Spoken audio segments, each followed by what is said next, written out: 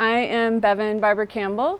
I am a bike advocate in Fort Collins, a safe cycling instructor, and year-round cyclist. I have about 10 years of everyday winter bike commuting, and most of that was in Montana. So that's a whole nother ball of wax than Colorado. Your wheels won't touch pavement for months because of the amount of snow. I also have a lot of experience in other active winter sports like mountaineering, ice climbing, and backcountry skiing. So I use a lot of that knowledge to help me dress for winter cycling. Thanks for having me. We're going to talk really quick about a little basic bike safety.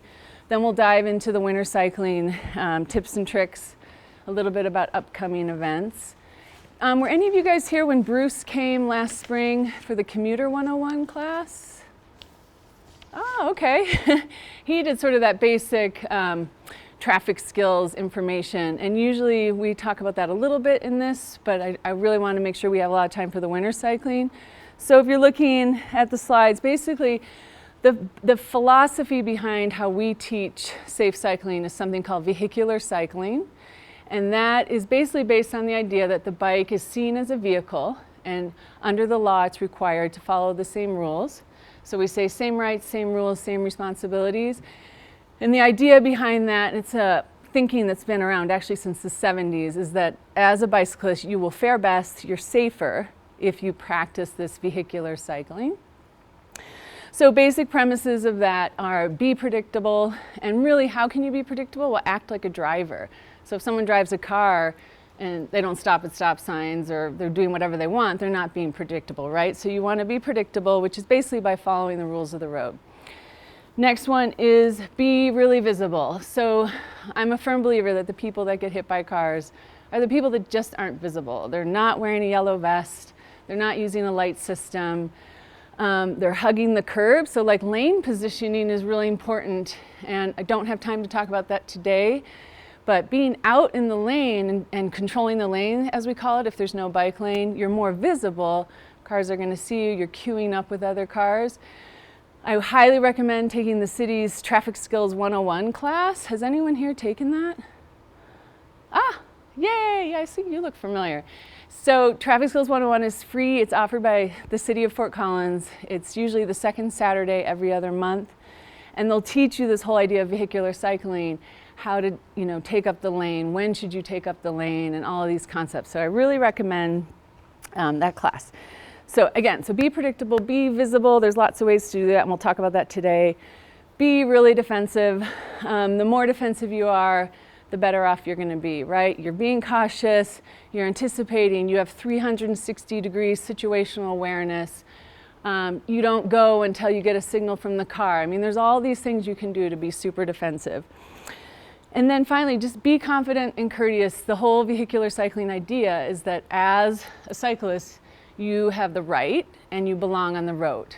And there's still a lot of cars that don't understand that, and they're going to honk at you when you take up the lane, but we still want to encourage you to practice that principle. So why is it good to bike commute? I'm assuming a lot of you guys in this room are bike commuters. You know it's great for your health. I really do think I get sick less in the winter when I'm out bike commuting in the winter. A friend of mine yesterday said to me, because she doesn't own a car, she's like, I just know this cold is good for me. That it's making her healthy, being out in the elements and being out in the cold. You probably know all the other reasons. It's great for our community. Even if you can only bike commute once a month or once a week, you're still doing a service to our community and our air quality. And I always like to point out this great statistic says the health benefits outweigh the risk 20 to 1. So I think for your longevity and your health, you are better off riding a bike, even down Horsetooth, than you are spending the rest of your life driving a car, because the impact on your health of being inactive and not getting exercise. So winter cycling. I always like to say, behold winter cycling, because right now it could be 60 degrees out, it could be 10. In Colorado, a lot of the times the roads are dry. So the first time I taught this class, I said, behold winter cycling. It was 10 degrees out and we just had a huge snowfall. So that was quintessential winter cycling. But here in Fort Collins, that's what's great about this, is that maybe you're never going to bike in the snow, but you could still be a winter cyclist. You're still going to have lots of opportunities to bike. So the first thing you want to consider is the mindset. How do you get in this mindset to be a winter cyclist? One of the best things is when you're just kind of thrown into it. Let's say your car breaks down or you've decided to become a one-car family. You're just going to seize it and get out there and do it. So how do you get in that mindset? You know, the first thing is everybody's going to have their parameters, right? So maybe you're going to be someone that says, I'm just not going to bike when it's below 15. I'm just not going to bike when there's snow on the ground. Great. So you've kind of set up your rules. Then maybe set some goals for yourself. Well, last winter I biked down to 15. Maybe this winter I'll try to bike down to 10 or 5. So you're kind of pushing yourself, setting some goals.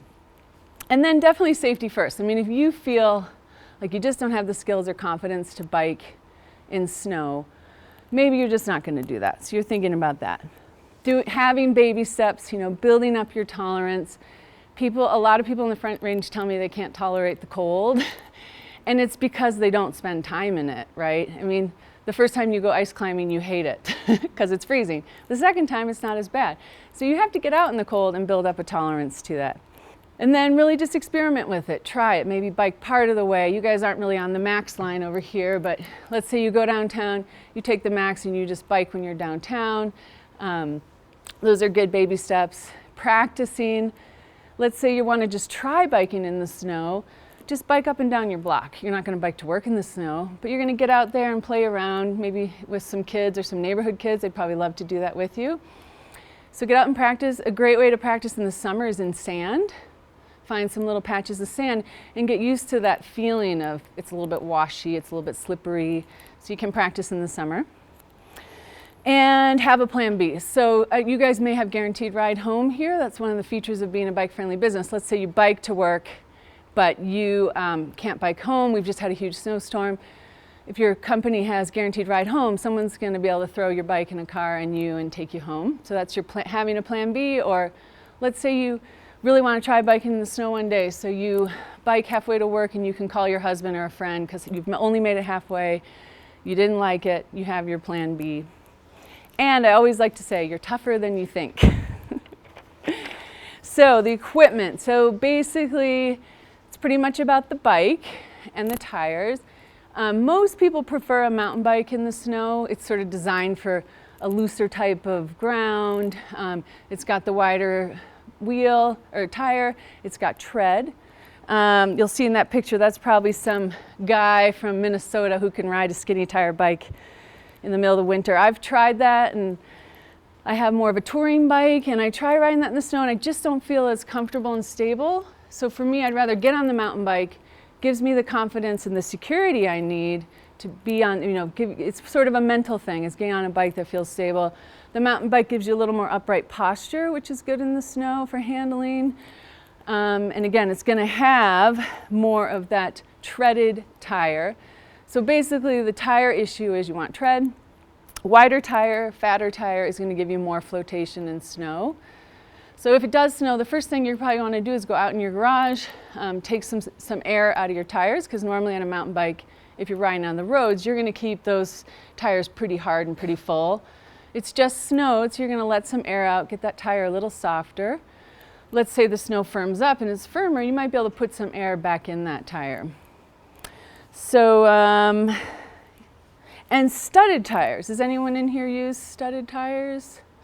So I finally put them on my last winter in Montana, and they are great. I don't think you can slide out on ice on them, so they're great for ice. In Montana, that made sense because it was snow and ice all winter. Here, I just can't justify putting them on. I have a friend, though, who's in his 60s.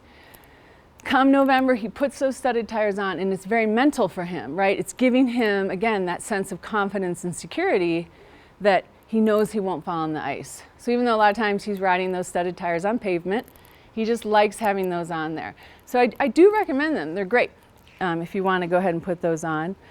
Fenders are great for just dealing with the wetness and the snow. That would be another equipment feature. And then let's talk a little bit about bike maintenance.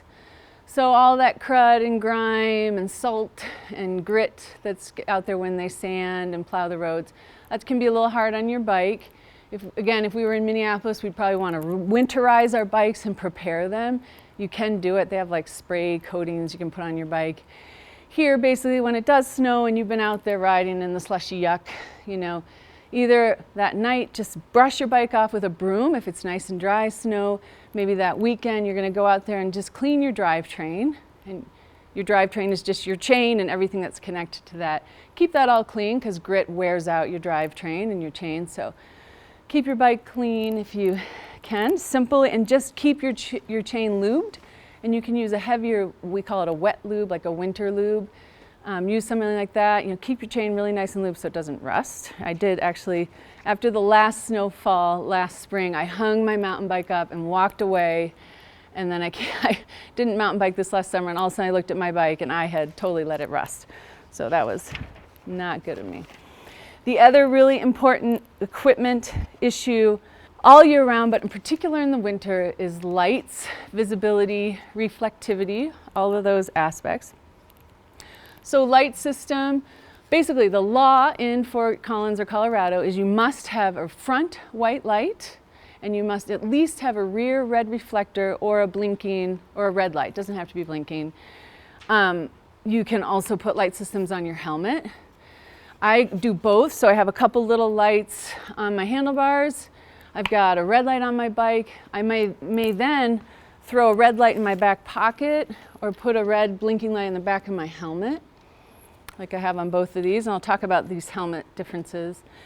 So why I like having the light on my helmet, because I use it to communicate. So I've come to an intersection, I'm not sure that guy sees me, I just give him a little nod. If he looks like he's texting, give him a little shaky shake, he probably thinks I'm being a jerk, but I'm just trying to say, hey, you see me, yeah? So you can really use this light to communicate. If you live on a really dark street with no street lights, you might need a super bright light just to see. So you're using that to see. The lights on your bike are giving your bike visibility. So I recommend both. You don't have to have both. What else about lights? You know, you can spend lots and lots of money. This one was $60, I think, and it's 180 looms, so it's pretty bright. These are just the free ones I get from the city. This is a nice little clip-on rear light. So being really visible, so you're going to have some lights on your bike. Another great thing is to have some reflective material on your bike. If you can buy little reflective stickers, you can put those on your crank arms or on your fork of your bike. So adding some reflectivity to your bike, because you want front and back visibility on your bike, but you want side visibility too, right? So you're going to get reflectivity on your bike. You're going to have reflectivity on you. So great, you know, basic yellow vest with the reflectivity. Bike shoes and pedals have reflectivity on them. I think most helmets often have reflective stickers. Again, you can add reflectivity. I found out there's iron-on reflective little dots. And a friend of mine ironed them onto his kid's arms. And I've been meaning to do it to my jacket. So then when you signal, the car lights are going to reflect off your arms. So, you know, iron-on reflective things are great, especially because I don't tend to buy bike clothing, so a lot of my stuff is black. Definitely wear yellow vests. Today I started out my ride not wearing my vest. I actually stopped halfway because I was like, wait a minute, it's kind of gray. The sun went away. Really need a yellow vest year-round, this time of year. Use your light systems even when it's not dark out. Dawn and dusk, I'll do the blinky light. Let's see, this guy does. Because dawn and dusk, you know, this might not show up if it's solid. So I'll do a blinky light at dawn and dusk. And you know, that can be by 3:30, you might already be turning your lights on. Yeah, and like when it's snowing too, you really need to be bright. So it's the middle of the day, it's snowing. Make sure you even turn your lights on, you've got your yellow vest on. Being visible is really important. I do think that is like the people that are getting hit by cars are, we call them the ninjas. They're wearing black, they have no lights on, they're biking on the sidewalk. They're really just not making themselves visible at all. So how to dress is probably one of the most important things of winter cycling. I have kind of this whole array of clothes. Hopefully that doesn't intimidate people thinking they need to go out and buy a bunch of stuff. I have this, again, kind of from some of the other sports that I do, so that helps. If you have ski gear, it can be really simple. It can be a pair of Army Navy surplus wool pants that you throw over your pants. You don't have to spend a bundle. Dressing is obviously very individualized. We all have different tolerances for the cold. There's a lot of trial and error. One day you might wear one thing and then you get home and you've been like, oh God, that was totally the wrong outfit. So you keep a mental note. And in a couple pages you'll see I have where I break it down by temperature zones. So basically my system is I get up in the morning, I love my thermometer. I look at that, my husband says, well, you can just look at your phone, but sometimes I find this is a little more accurate. It's 32, boom, okay, I've got my outfit that I know I wear in that temperature range. It gets really fast. You get up in the morning, you know what you wear, you go. So considering your temperature ranges and knowing what you're gonna wear. There's kind of changes to that sometimes, like if you're gonna have to rush and bike really fast. I find that it's more humid here lately. That makes me feel colder, so you're gonna think about humidity, wind chill, whether it's windy, whether it's snowed. You're thinking about all those things. Condition. Thing that's been happening to me lately, it's been warm in the morning and then we get a temperature drop and I forget to bring an extra layer. So you're gonna kind of have to have layers and a way to carry them. Think ahead on the hourly forecast so you're prepared. My other big thing is, especially if people say, oh, I don't like the cold. Learn what your cold spots are. Like, I don't like it when my neck gets cold. So, I went out and bought a neck gaiter. Just like that adds a lot of warmth to me. I don't like it when my face gets cold. So I bought this aftermarket motorcycle shield and added it to my ski helmet because I was getting cold right here between my eyes and it was driving me nuts. So this keeps my face a little bit warmer. Ski goggles will keep your face warmer. That's a part of it's kind of fun to me, is this sort of this creative problem solving aspect of like, what can I do to solve these things. My legs getting cold. So even like when it's like 20, 30, I'll go and just bike in my jeans. I get to my destination, I'm kind of grumpy because my legs got cold. So taking the time to just throw a thin pair of long johns under my jeans, I get to my destination, I'm happy, I'm not grumpy. So finding those little cold spots and dealing with them. My other big basic premise of dressing is breathability is really important. So you don't want to get sweaty, right? Because I want to be able to wear what I'm going to wear to work. I don't want to necessarily change. So my key is just don't get sweaty. You don't even have to worry about wearing these wicking fabrics. So multiple layers that breathe, and I'll show you some examples of breathable garments. You want to wear the same clothes you wear for active winter sports. So we're talking snowshoeing, running in the winter, Nordic skiing. We're not necessarily talking downhill skiing. We're talking about like, backcountry skiing where you're hiking up a mountain. So we're thinking about active winter sports. So the basic clothing we talk about in layers. Base layers, if you guys have done other sports, we talk about wicking base layers, so wools, and then there's synthetics like capilene. So wearing something that wicks if you are someone that just gets pretty sweaty too, this is a good idea. I can wear cotton bike commuting to work because I just try to not get very sweaty. So find a good base layer that works for you. In terms of dressing for work, let's say you can wear your pants, you can maybe roll up your nice shirt. Looks like you guys don't have to dress too fancy around here. Roll up a shirt, put that in your pannier or your backpack, and just change. You can wear your athletic top, change when you get to work. You probably don't even have to change your pants. So keeping it really simple. The next layer is the insulating layer. So insulating, I'm sure you guys know about wools and fleece and all those kind of things. Another great insulating layer, my jacket is actually my insulating layer because it has a synthetic fill in it, or a down jacket. So that's essentially my shell and my insulation.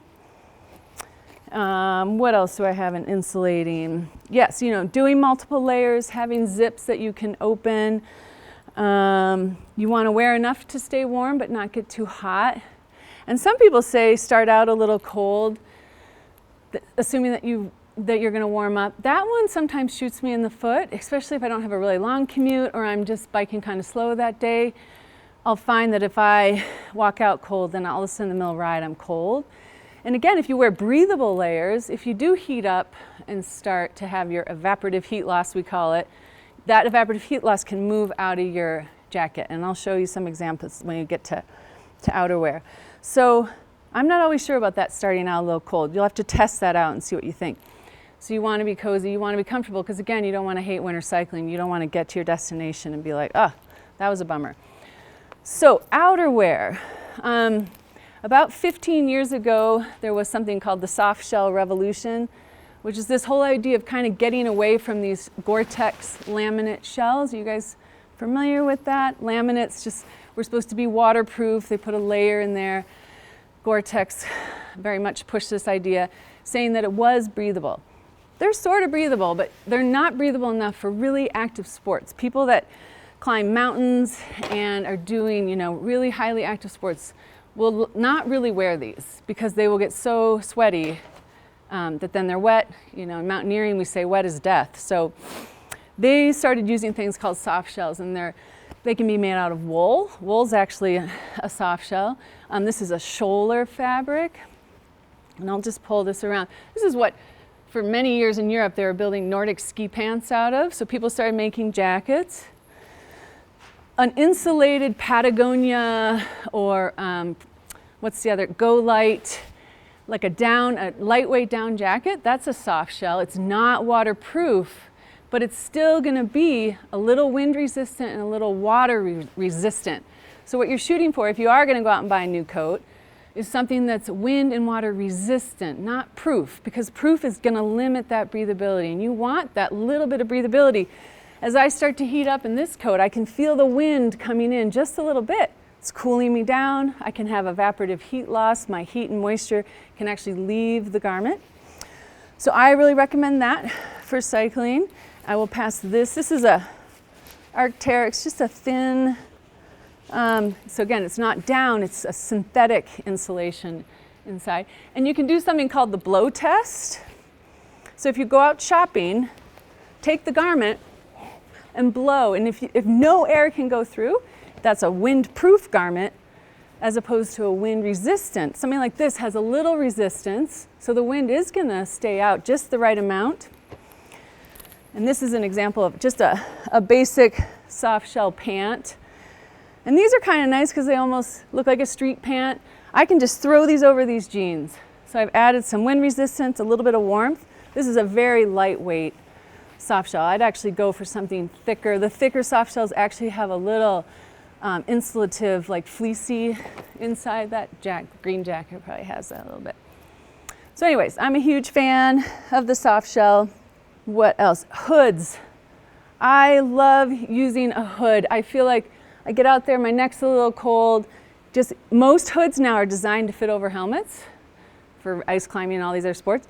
Put that hood on, as long as you can still see, that adds like 10 to 20 degrees of warmth for me. So I highly recommend utilizing your hood.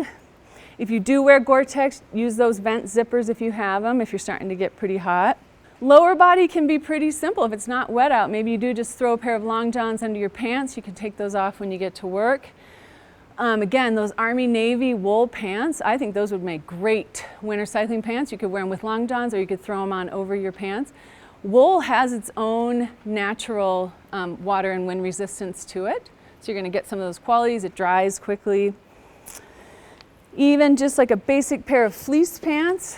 I think these are officially long johns, but I'll wear these just as my cycling pants. And they're just a fleece on the inside. They have a little bit of this smooth shell. Believe it or not, even something like fleece is going to have a little bit of wind resistance to it. And then all the other accessories. My most favorite winter cycling accessory is the ski helmet. Love this thing because all the holes are plugged up. It's very toasty. Got these awesome ear flaps. I was able to put my cool little visor on there. And if you Google winter cycling helmets, I don't think anyone's making a winter cycling helmet. They should be making them with this. If you Google it, you'll get a ski helmet. So I'm assuming this is considered a winter cycling helmet. Highly recommend it. Very warm. I've had a little troubles attaching my light up here. And I forgot to mention that. I just want to go back to that. Some people think you shouldn't have anything on your helmet because the idea with a helmet is that if you land on your head, you'll slide on the pavement. So this would be a bit of an obstruction, like my head could catch on that. So just wanted to, that's a risk I'm taking, and it's a downside to putting that on your helmet. So I love the ski helmet. We'll start with heads. Under your bike helmet, a great little simple thin hat that's got the little dips for your ears. Sometimes they make this windproof here to keep you even warmer. Then you've got your basic balaclavas. This is like a real thin silk weight. These are Patagonia caplings, so a nice basic balaclava. is good under a helmet. Again, use your hood. And then when we get down closer to 10 and below, I go for the face mask balaclava. And it's good to have a little mesh there, especially if you wear glasses. Your glasses get all fogged up. And this one's kind of cool. When it's on, I can unvelcro it from the back. So if I start to get hot, I can just open it up and let that drape. So scarves and neck warmers. I think I showed you my neck warmer already. The balaclava will keep your neck warm. Buffs are another popular. I had a buff. The buff is that big tube. I've never owned one, but people love them because you can use it as a hat. You can pull it up like a neck gaiter. Those are a nice option. Ski goggles. Anti-fog. I've been wanting to do this, is put a little anti-fog on my glasses. Or this. I was going to try the Rain-X anti-fog because this has been fogging up. Because that is the one struggle with the glasses, is when it's cold and moist, I just feel like I lose all my visibility. So that's one of my problems I still need to solve. Gloves are going to be personal. My husband can basically ice climb with nothing on. I'm still amazed by like the fact his hands don't get cold, right? So he could wear this all winter, but I'm going to have to move up to something like this. Lobster gloves are a neat, they were developed for Nordic skiing and biking. So they've got the two, so you can brake with those two fingers and hold onto your handlebars with those two. They're a nice option. This is like a lightweight lobster glove. And then, this is kind of my today's temperature. I just wear a mitt, a little trickier for braking and whatnot, but you can get used to that. Then as we get close to 10, I put on I'm lucky to have these very super insulated mitts. Another option, I just bought these for my kids, but I think they're too big. These are called bar mitts. So you actually attach them to your bars. You can use them for ATV. And then, so it's on your bar and then you slip your hand in. So if you're someone that's got Raynaud's disease or real problems with your hands freezing, you could try something like that. They're called bar mitts. What else? So a great winter cycling shoe is like a leather hiking boot or a snow boot. Leather's going to give you, exactly, you don't want any air coming in. So keep your feet really warm. They do make winter cycling shoes. If you do wear your cycling shoes, I love just these real simple toe warmers. So you can still clip in. I can wear these like down to 15. They really help. So I don't have to wear the full like booty. Those are a great little winter cycling accessory. Oh yeah, so the question was how to keep on a bike shoe, there's a metal plate underneath. How to keep that kind of conducts cold air up to your foot. And I think there really isn't a solution for that. Bike shoes are cold. They have lots of mesh, but they do make winter cycling boots. I've never felt the coldness from the plate. That's a new one for me. Let's see, what else? Plastic bag tricks. So let's say you bike to work, your feet froze, you got to bike home. Find some plastic bags, throw those over your socks, put your shoe back on. That's doing what Gore-Tex does. It keeps all the moisture and all the heat in, but in that circumstance, you want that. We call that a vapor barrier layer. Another good option is to maybe change your socks at work, because I've found my feet get a little sweaty during the day. Then I bike home with kind of a slightly wet sock and my feet will get cold. And then I got in there, you'll see the picture of just showing each outfit I kind of wear by temperature range. And that kind of becomes your own little mental list, right? So it's 50 degrees, you wake up, it's 50 degrees. You kind of have your mental list of what you wear on those days. And I wanted to pass around a couple options of long johns. This is a silk weight capeline and just a standard Patagonia capeline. Some nice examples of those. So yeah, and then again, you know what you wear when it's 20, but if it's snowing and you're going to be biking through thick snow, you got to adjust that outfit because it's a lot of work to bike through snow. So you're maybe not going to wear your usual 20-degree outfit. What else? Wind chill if it's super windy, or maybe you're going to bike into a wind. That's kind of extra work. So again, you're going to be working harder. The other one I have is my front stoop deception. I'll go stand on my front stoop with it south facing. I'm like, oh, it's so warm. And then I don't put on the right outfit. And I go out and I'm like, wow, it's way colder. So those are those little factors you kind of have to adjust for. Humidity, whether it's cloudy or sunny. And yeah, again, there's just some pictures here of some examples. You know, the Army Navy surplus wool pants are great, the bar mitts. And again, just a great lightweight, like a Patagonia down jacket with a hood. To me, way over a Gore-Tex shell would be your like ultimate winter cycling jacket. Again, water and wind resistant, still breathable, lots of good insulation, but breathable. That's what you're after. Okay, so let's talk more about actually biking in the snow, biking in the winter. Number one issue this time of year is we're gonna have short days, so we talked about that. You gotta have your light system on your bike all the time. You're probably gonna be wearing some really bright colors. So low sun angles are a big problem in the fall and the spring. And what I recommend for that is just being extra defensive. So if the sun is in your eyes, it means it's in the eyes of the person behind you. So in that circumstance, you may make a different decision than you normally would. Maybe you don't want to merge out and get into this traffic on Timberline or Ziegler because the sun is so bright. You're going to make an extra cautious decision. Maybe you're going to just take a left like a pedestrian. You don't want to necessarily get out there in traffic. And then the opposite, if the sun is in the eyes of the cars coming at you, they may do a left-hand turn in front of you. So just really being extra cautious with that. Other conditions are wet leaves, wet metals in the winter, snow buildup, and black ice. I feel like I don't see as much black ice here, but it is something to consider. So then kind of learning how to read the snow is a big part. So the best snow to me is the fresh snow that no one's driven over yet, or nice packed snow that kind of has that styrofoam quality to it. The trickier snows are once it's been tracked by a car. The slough, which is once the plow has tossed it up and added sand and salt to it. It gets that kind of chalky, it's gray, you kind of want to watch for that, and then the ice. And then I just put a little information in here about what they actually put on the roads. People have asked me before, people talk about the mag chloride here, because a lot of cyclists think it's really slippery. There's not much we could do about that because they put it down before the snowstorms. Fortunately, when we do get snow, it pretty much dries up pretty quickly around here, so we don't have to deal with it that long. So number one thing for biking in snow, you're going to just be extra cautious. You can't brake quickly, the cars can't brake quickly, right? So you're being really cautious. While it's snowing, you might want to stick to the minor roads, just for, there's less cars. But then the major roads are what get plowed first. So then maybe the next day after snowfall, you might go back to the arterials if the bike lane's been plowed.